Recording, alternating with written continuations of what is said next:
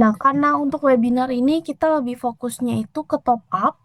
Jadi sebenarnya Coventry ini kita menyediakan dari S1 sampai ke S3 gitu. Cuman kalau misalkan di sini aku akan lebih fokus untuk ke top up course. Top up course itu artinya apa? Jadi ini kayak untuk degree sampai bachelor gitu. Untuk kalian yang anak-anak D3 atau sekarang masih tahun ketiga di S1, itu sebenarnya kalau misalkan kalian mau double degree atau misalkan kalian mau dapat degree Coventry, itu kalian bisa ambil top up. Nah, di sini kita punya banyak course top up dari bisnis, IT, terus ada engineering, ada computer science, international relation. Jadi banyak banget kita punya jurusan untuk top up dan di London pun kita ada. Durasinya itu 9 bulan aja gitu, 9 bulan dan kalian itu udah lulus dapat S1 dan kalian itu waktu di ijazahnya nggak akan ada tulisan top up. Jadi saat kalian menyetarakan pada saat ke Indonesia itu udah setara sama S1. Dan kalau di UK selama kalian lulus ya kalian itu akan dapat gelarnya honors degree. Honors degree itu tujuannya untuk apa? Jadi honors degree itu menyatakan kalau kalian itu setara sama S1. Karena tanpa honors itu nggak setara sama S1. Gitu.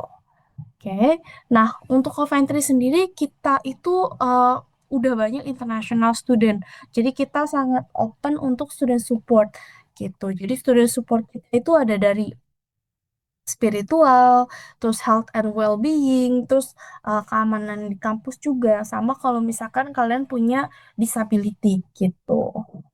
Untuk financial support, kita itu dari kampus, kita punya 3 opsi, yaitu Vice Chancellor Scholarship, which is yang dilihat dari GPA dan otomatis. Terus kalau misalkan kalian punya eh, apa namanya talenta di bidang olahraga, kita juga punya Sport Scholarship. Ya, nah nanti kalau misalkan kalian ternyata udah lanjut top up ke kita dan ternyata kalian mau lanjut ke S2-nya kita, itu juga kalian eligible for alumni discount, ya which is 25%. Jadi potongannya lumayan besar. Nah, enaknya kalau di Coventry Top Up Degree ini, once kalian graduate dari 9 bulan ini, kalian bisa ngambil graduate Yes, visa. of course. Since I study Nah, ini finance and banking, they do have a lot of facilities that you can use in the school. Like the Bloomberg terminals is very amazing stuff that you can experience to do like a lot of stocks market, and the teachers also very teaching you like very patient. Even you speak English as a your second languages, and they all will teach you one by one and very make sure that you understand all the. Oke, nah itu adalah salah satu student kita yang baru banget kemarin lulus, anak top up juga. Jadi dia ngambil accounting finance.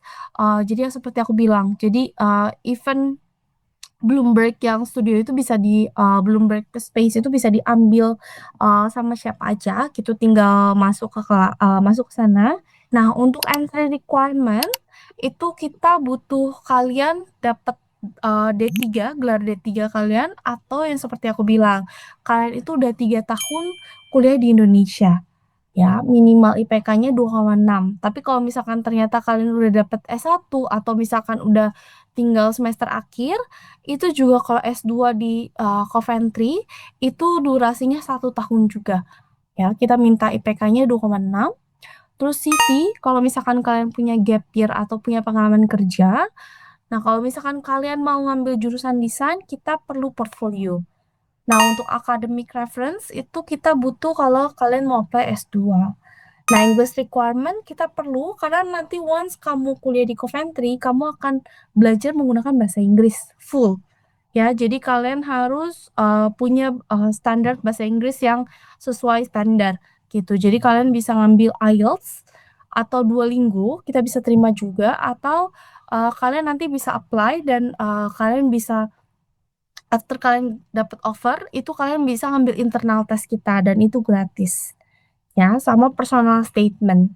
Nah, untuk application process, ini gampang banget untuk application process. Semua dokumen yang tadi aku sebutkan, nanti kalian kasih ke Kak Kirana atau tim Education One, nanti mereka akan bantu submitkan. Oke? Nah, nanti dari sana, Kalau misalkan kalian eligible, admission kita akan keluarkan namanya offer letter, surat penerimaan. Nah, nanti surat penerimaan itu kalian harus fulfill kondisinya. Jadi misalkan nih kalian belum submit contoh transkrip atau ijazahnya, nah nanti bisa disubmit after that. Nah, terus kalau misalkan setelah itu, setelah kalian udah firm, nah nanti kalian itu perlu bayar deposit 8.000 pounds. 8.000 ini nanti akan ditransfer langsung ke rekening Coventry. Jadi nggak lewat siapapun, nggak lewat aku, nggak lewat Kak Kirana atau Education One. Jadi langsung ke rekening ke Convera ya, ke Convera baru ke Coventry gitu. Jadi itu yang proses pembayarannya. Nah, kalau misalkan kalian punya visa refusal history, biasa nanti kalian perlu ngelengkapin yang shield ini ya, atau kalian perlu interview. Tapi kalau misalkan kalian nggak pernah punya visa ketolak atau yang aneh-aneh, misalkan melakukan kejahatan lah ya, itu aman sih ya. Oke, nanti dari situ nanti kita akan kasih kas dan nanti kalian bisa apply visa untuk ke UK, visa student. Nah, ini bagian yang cukup penting menurutku ya.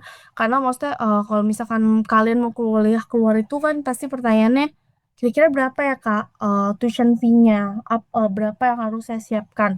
Nah, ini aku udah bikin cost expenses comparison.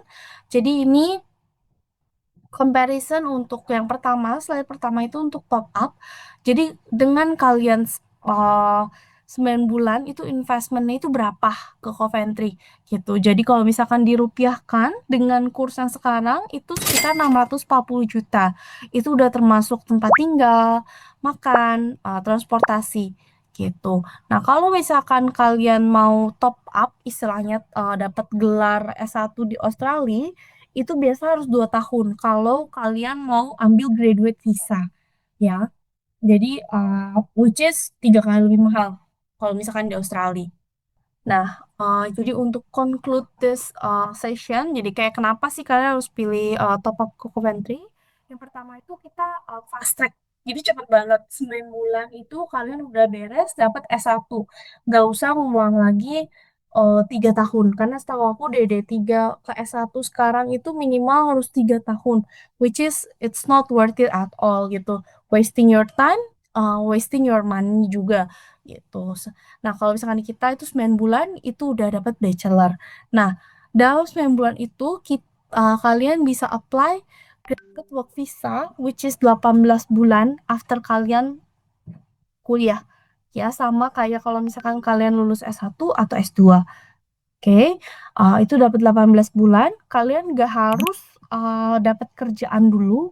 Kalian bisa sambil cari kerja itu bisa ya. Atau kalau misalkan anak-anak student Coventry itu biasa ada dua tipe. Satu itu mereka before graduation mereka itu applying job. Jadi pas mereka udah lulus itu mereka udah secure di job. Tapi ada juga yang lebih ke arah oh fokus saya mau belajar dulu karena cuma 9 bulan. Nah, after that mereka punya kalian punya waktu 18 bulan untuk sambil nyari itu bisa kerjanya juga nggak harus sesuai dengan jurusan kalian gitu. Oke. Nah, terus kalau misalkan within the study itu saya bisa part time nggak gitu? Bisa jawabannya. Nah, part time itu bisa di kampus ataupun di luar kampus. Kalau di dalam kampus itu mostly student banyaknya jadi student ambassador ya. Student ambassador itu tugasnya ngapain? Jadi lebih ke arah kalau misalkan ada ada student mau datang ke Coventry untuk lihat kampus atau misalkan ada orang tua mau lihat kampus itu nanti kalian bisa temenin open day-nya kampus gitu. Anak Indonesia, anak Medan salah satunya ada yang jadi student ambassador dan dia satu lagi part time jadi bartender gitu. Jadi kalian bisa doing part time anytime selama kalian bisa ngatur waktu. Part time-nya berapa Kak si fee-nya? Maksudnya ya gajinya lah ya istilahnya. Nah, gajinya itu biasa tergantung umur kalian. Gitu. Kalau kalian masih underage biasa lebih murah. Tapi kalau misalkan udah umurnya udah 18-an atau 21 itu gajinya bisa sekitar 14 sampai 20 tergantung tempat gitu. Jadi kalau misalkan terus pertanyaannya apakah part time ini bisa nge-cover living cost sama uang sekolah? Jawaban itu nggak bisa gitu. Karena kalau misalkan kalian ke luar negeri kuliah, itu artinya kalian memang fokus untuk belajar. Jadi nggak bisa jam part time-nya akan lebih banyak gitu. Jadi kalau part time sih eh biasa student-studentnya in reality paling mereka bisa nge-cover half of the living cost. Apalagi kalau misalkan kalian bisa ngehemat kayak masak atau misalkan kalian magang di restoran, itu bisa lebih fulfilling your need juga gitu. Nah, yang terakhir itu globally recognized. Jadi mau kalian menyetarakan nanti pas di Indonesia atau misalkan kalian mau lanjut S2 ke Oxford Cambridge pun bisa atau Russell Group juga bisa karena itu kita banyak Indonesian student atau non Indonesian student yang applying to Nari University. Misalkan kemarin aku terakhir punya student dia dari Coventry ke Warwick University itu bisa gitu dan even top up-nya itu nggak akan di-mention di certificate ya jadi di certificate itu cuman tulis kayak misalkan Bachelor of Honors uh, first class second class yang kayak gitu aja. Untuk pertanyaan pertama dari Kak Alfiana Destia, Kak, kalau diploma 3 ke S1 Chemical Engineering itu ada nggak Kak kira-kira? Chemical engineering kita kebetulan nggak ada jurusannya jadi kita lebih ke arah bio gitu. Fokusnya kita lebih ke arah bio bukan ke chemical kimia gitu. Paling kalau misalkan engineering kita ada dua opsi. Kita punya engineering business management atau ke applied mechanical engineering. Dua ini aja kalau misalkan untuk engineering. Untuk pertanyaan selanjutnya dari Kak Matthew Ekaris Pandiangan, Kak kalau D3 sekretaris ke S1-nya apa aja yang kira-kira jurusan yang bisa disetarakan dan apakah hampir di semua jurusan di Coventry University itu full beasiswa? Oke, nah kalau misalkan dari sekretariat, jadi gini, kalau misalkan kita untuk beberapa major top up itu kita bisa cross major. Yang bisa cross major yang pasti itu international business top up kita itu bisa cross major, even though kamu itu jurusannya nggak related sama bisnis. Contoh itu kalau misalkan kemarin-kemarin student aku banyaknya dia DD3 bahasa Inggris lanjut ke international business top up. Nah itu. Nah, kebetulan kalau untuk top up degree kita nggak ada full beasiswa, kita hanya ada parsial gitu. Dan perlu diingatkan juga kalau beasiswa itu kita ada dua jenis. Yang di kampus, dari kampus aslinya atau di luar kampus. Kalau di luar kampus itu biasa banyaknya untuk anak-anak S2. Jadi kalau misalkan kalian udah mau ke S2, itu kalian bisa coba kayak Chevening atau LPDP. Nah, untuk LPDP kita masuk listed itu di Aerospace Engineering kita untuk targeted gitu. Jadi kalau kalian PNS itu masih bisa kalau di Aerospace Engineering S2. Kalau Chevening itu kalian harus punya minimal 2 tahun pengalaman kerja dulu baru bisa apply beasiswa. Nah, kalau untuk uh, top up itu kebetulan nggak ada beasiswa dari pemerintah dan kita memang self-funded banyaknya gitu. Oke, terima kasih Kak Luisa. Berlanjut ke pertanyaan selanjutnya dari Kak Rizky Amalia dan Kak Helmi Nurul. Untuk dari Kak Rizky itu D3 Manajemen Informatika, ke S1-nya itu kira-kira penyetaraannya di jurusan apa? Dan untuk Kak Helmi, untuk D4 Manajemen Transportasi Udara, kira-kira untuk jurusannya itu yang bisa setara itu masuk ke apa? Oke, nah kalau misalkan pertanyaan pertama itu bisa masuk ke artificial intelligence yang top up atau informatics gitu. Itu 9 bulan juga sama durasinya. Nah, kalau untuk D4, kebetulan kita udah recognize D4 itu setara sama S1. Jadi nanti kamu bisa apply ke S2 gitu. Jadi bisa ke aerospace engineering-nya lagi atau misalkan setahu aku anak-anak aerospace juga belajar sedikit tentang mechanical engineering juga. Jadi kalau misalkan kamu mau belok ke mechanical engineering itu boleh juga. Atau misalkan kamu mau di luar engineering contohnya ya karena mau lebih fokus ke bisnis itu business management itu juga bisa cross major. Selanjutnya ada pertanyaan menarik dari Kak Danu Panca. Kak, untuk top up degree ini kira-kira mirip ya dengan Recognition of Prior Learning atau RPL.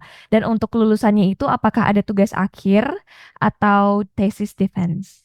Gimana kalau di Oke, sana? kita nggak ada tesis defense, jadi tugasnya itu memang lebih ke arah assignment sama project gitu. Jadi nanti entah itu presentasi atau nanti kumpulin submit assignment. Tapi kalau misalkan yang finance atau yang berhubungan dengan accounting itu biasa nanti ada tes. Untuk selanjutnya ada pertanyaan dari Kak Aprilia, yaitu apakah di tiga graphic design itu bisa masuk ke internal fashion atau sejenisnya, atau bagaimana Kak Luciana?